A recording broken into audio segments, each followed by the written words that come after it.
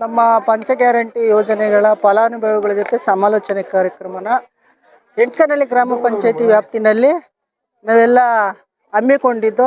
ಇದಕ್ಕೆ 5 ಇಲಾಖೆಗಳ ಅಧಿಕಾರಿಗಳು ಹಾಜರಿದ್ದರು, ಸ್ಥಳೀಯ ಮುಖಂಡರು ಹಾಜರಿದ್ದರು, ಫಲಾನುಭವಿಗಳು ಹಾಜರಿದ್ದರು.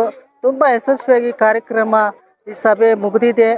ಈಗಾಗಲೇ ನಮ್ಮ ತಾಲೂಕಿನಲ್ಲಿ 204 ಕೋಟಿ ಅನುದಾನವನ್ನು ಗೃಹಲಕ್ಷ್ಮಿಯರಿಗೆ ಮನೆ ಯಜಮಾನತಿಯ ಖಾತೆಗೆ ನೇರವಾಗಿ ಸರ್ಕಾರ ಹಾಕುವಂತಹ ಕಾರ್ಯಕ್ರಮವನ್ನು ಮಾಡಿದೆ.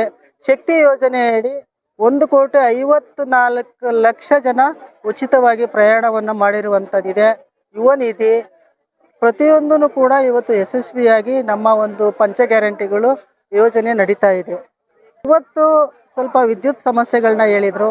ಈಗಾಗಲೇ ಮಾನ್ಯ ಶಾಸಕರು ಬಸವನಹಳ್ಳಿ ಹತ್ರ 360 ಕೋಟಿ ಯೋಜನೆಗಳ ಒಂದು ಬೃಹತ್ ಬೆಸ್ಕಾಂ ಅಂದರೆ ಸ್ಟೋರೇಜನ್ನು ಮಾಡ್ತಾ ಇದ್ದಾರೆ.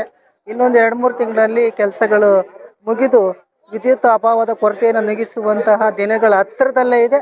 ಅದಕ್ಕಾಗಿ ಜನಗಳು ಸಹಕಾರವನ್ನು ಕೊಡಬೇಕು. ಈಗಾಗಲೇ ಶಾಸಕರು ಸರ್ಕಾರದ ಹಂತದಲ್ಲಿ ಅರ್ಧ TMC ನೀರಿರ್ಬೋದು, ನೆನಮಂಗಲ ಪಟ್ಟಣಕ್ಕೆ ಒಳಚರಂಡಿಯನ್ನು ತರುವಂತಹ ಕಾರ್ಯಕ್ರಮ ಇರ್ಬೋದು, ಎಲ್ಲ ಕಡೆ 4 ಪಥದ ರಸ್ತೆಗಳಿರ್ಬೋದು, ರೈತರಿಗೆ ಒಂದು ರಾಗಿ ಕೇಂದ್ರಕ್ಕೆ ಅನುಕೂಲತೆಗಳನ್ನಿರ್ಬೋದು, ಅನೇಕ ಜನಪರವಾದಂಥ ಕೆಲಸ ಕಾರ್ಯಗಳನ್ನ ನಮ್ಮ ಶಾಸಕರು ಮಾಡ್ತಾ ಇದ್ದಾರೆ. ಕ್ಷೇತ್ರದ ಜನತೆಯ ಋಣವನ್ನು ತೀರಿಸೋದಕ್ಕೆ ಅವರು ಹಗಲು ರಾತ್ರಿ ಶ್ರಮಿಸ್ತಾ ಇದ್ದಾರೆ. ಪಂಚ ಗ್ಯಾರಂಟಿನೂ ಕೂಡ ನಮ್ಮ ಸರ್ಕಾರ ಸಮರ್ಪಕವಾಗಿ ಯೋಜನೆಗಳನ್ನ ಫಲಾನುಭವಿಗಳಿಗೆ ತಲುಪಿಸ್ತಾ ಇದೆ. ಹಾಗಾಗಿ ನಮಗೆ ಈ ಒಂದು ಕಾರ್ಯಕ್ರಮದ ಬಗ್ಗೆ ತುಂಬ ಸಮಾಧಾನ ಇದೆ. ಎಂಟ್ಕನಹಳ್ಳಿಯಲ್ಲಿ ಗ್ಯಾರಂಟಿ ಕಮಿಟಿ ಸಮಿತಿಯ ಅನುಷ್ಠಾನ ಸಮಿತಿಯ ಒಂದು ಕುಂದುಕೊರತೆಯ ಸಭೆ ಇತ್ತು. ಆ ಸಭೆಯಲ್ಲಿ ಸುಮಾರು ಹೆಣ್ಮಕ್ಳು ಮತ್ತು ಅಂಗವಿಕಲರು ಎಲ್ಲರೂ ಭಾಗವಹಿಸಿದ್ರು. ಆ ಭಾಗವಹಿಸಿದಲ್ಲಿ ಎಲ್ಲರೂ ಅವರವರ ಕೊರತೆಗಳನ್ನ ನಮ್ಮ ಮುಂದೆ ಇಟ್ಟರು.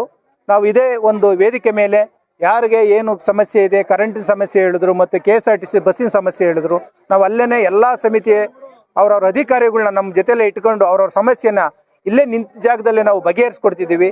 ಪ್ರತಿಯೊಂದು ಪಂಚಾಯತಿಯಲ್ಲೂ ಹೋಗಿ ಇದೇ ಥರ ಬಗೆಹರಿಸ್ತಿದ್ದೀವಿ. ಅದೇ ಥರ ಈ ಎಂಟ್ಕನಹಳ್ಳಿ ಪಂಚಾಯತಿಯಲ್ಲೂ ಕೂಡ ಯಾವುದೇ ಸಮಸ್ಯೆ, ಒಂದು ಕರೆಂಟಿದೊಂದು ಸಮಸ್ಯೆ ಹೇಳಿದ್ರು, ಆ ಸಮಸ್ಯೆ ಕರೆಂಟಿಂದು ನಮಗೆ ಜಾಸ್ತಿ ಅದು ಅನ್ವಯಿಸಲ್ಲ. ನಮ್ಮದೇನಂತಂದರೆ ಫ್ರೀ ಏನು ಬರ್ತಿದ್ವಿ ಅದ್ರ ಬಗ್ಗೆ ಅದ್ರೂ ಸಮಸ್ಯೆನೂ ಕೂಡ ಕರೆಂಟದನ್ನು ನಾವು KEBRನ ಬೆಸ್ಕಾಂನವ್ರನ್ನ ಕರೆದು ಕರೆಂಟ್ದು ಬಗೆಹರಿಸ್ತೋ. KSRTC ಬಸ್ ಸ್ಟಾಪು ಯಾಕೋ ನಮ್ಗೆ ಇಲ್ಲಿ ಕೊಡ್ತಾ ಇಲ್ಲ, ಸರ್ವಿಸ್ ರೋಡಿಗೆ ಬರ್ತಾ ಇಲ್ಲ ಅಂತ ಅಂದರು. ಅವ್ರನ್ನೂ ಅಲ್ಲೇ ಕುಂಡಿಸ್ಕೊಂಡು ಸರ್ವಿಸ್ ರೋಡಿಗೆ ಬರೋಂಗೆ ಅದನ್ನು ವ್ಯವಸ್ಥೆ ಮಾಡೋದು. ಅನ್ನಭಾಗ್ಯದ್ದು ಏನು ತೊಂದರೆ ಇಲ್ಲ, ಎಲ್ಲರಿಗೂ ಅನ್ನಭಾಗ್ಯ ಅಕ್ಕಿ ಇದಾಗ್ತದೆ ಅಂತಂದರು. ಇಲ್ಲೇನು ಸಮಸ್ಯೆ ಇಲ್ಲ ಅಂತ ಹೇಳಿ ಬಗೆಹರಿಸಿದ್ದೀವಿ ಸರ್.